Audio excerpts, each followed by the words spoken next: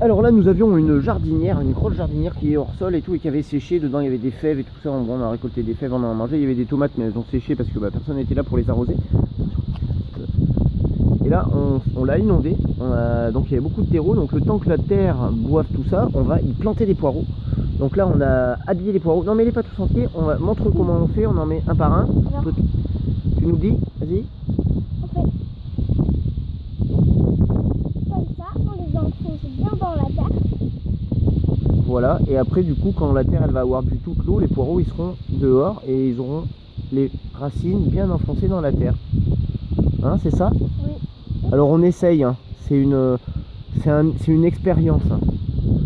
C'est une expérience parce que moi je l'ai jamais fait. Et toi, est-ce que tu l'as déjà fait, Gwenda? Non. Non. Par contre, moi j'ai planté des poireaux. Cette semaine, j'en ai planté 5000 à la ferme du Bec et Loin avec des stagiaires. Et on arrosait abondamment le sillon avant de faire son trou au plantoir. Et ensuite, on arrosait abondamment, mais on ne recouvrait pas de terre. La terre s'agglomérait tranquillement autour des racines. Et là, on peut faire la même chose de cette façon parce que là, la terre, elle est, voilà, la vasque, elle est pleine d'eau et de terreau. Le temps que tout le terreau est pris et gonflé, il va se resserrer tout doucement, tranquillement autour du fût des poireaux. Et puis, on n'aura plus qu'à remettre un peu de paillage, qu'il y avait aussi avant. Et puis, quand les poireaux seront relevés, donc demain ou après-demain, toute l'eau aura été bue. Il y en aura une partie qui aura été évaporée par le soleil, notre ami. Et grâce au platane, cette jardinière est quand même restée à l'ombre, reste à l'ombre. Mais quand il fait 35 degrés, ça fait un peu évaporer. Bref, voilà. Et puis là, on arrose comme des dingues le soir et tout.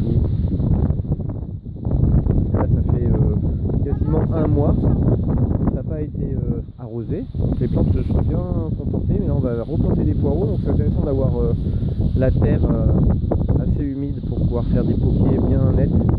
Et voilà, on vous fait des bisous et on vous dit à bientôt. Et là, non, il va vraiment partir. Voilà, j'ai fauché une partie d'herbe que j'avais laissé de prairie que j'avais laissé monter. Et j'ai même récupéré des pommes de terre dans les pneus. Peut-être je vous montrerai ça tout à l'heure, enfin dans un pneu. Et en fait là ici on a aussi dans cette raie de patates là où il y a 3-4 pieds, 4 pieds, on a ramassé tout ça. Ah ouais, plein de gouttes partout. T'as qu'à te réchauffer, c'est bien au soleil mon chéri. Il y a notre petite bouture, là un avocatier, là des boutures de cassis, groseille, oca du Pérou. C'est lui qui a des petites feuilles en forme de cœur. Là elles sont toutes resserrées. Avec un peu d'eau on lui a mis aussi. Elles ont tenu le coup les boutures tranquillement. Là il y a de la menthe. C'est une menthe bergamote. Et là on a une aloe. Ouais c'est ça, une aloe vera. Alors là c'est une amarante que le renard qui a poussé, mais au fil du vent elle est venue. Et l'aloe vera est au centre. Et il y a aussi une bouture. Voilà une feuille d'une autre aloe vera. Là on a une tomate qui est camouflée dans la menthe. Et là on dirait presque une carotte. Hein. Peut-être c'est une carotte sauvage. Oh. Ou une ciguë. Et à côté il y a une mini myosotis. C'est quoi, ça se mange? Ah, la myosotis, je crois qu'on peut manger les feuilles en effet. Et aussi, mais elle est toute petite, celle-là on va la laisser, elle est tellement petite. Regarde, elle va faire des petites graines là. Celle-là elle est déjà un petit peu plus grande là, tu vois. Oui, du coup, on peut Voilà, manger là tu un peux peu. prendre une petite feuille pour la goûter si tu veux. Voilà, hop. Oh, bien dis donc, t'es rapide toi. Par contre, tu vois, le forbe qui est derrière, celle-là on la mange pas. Le forbe, elle est irritante. Et là elle est petite, c'est un bébé, elle est tendre, on pourrait avoir envie d'en manger, mais non. Celle-là on la mange pas. Voilà.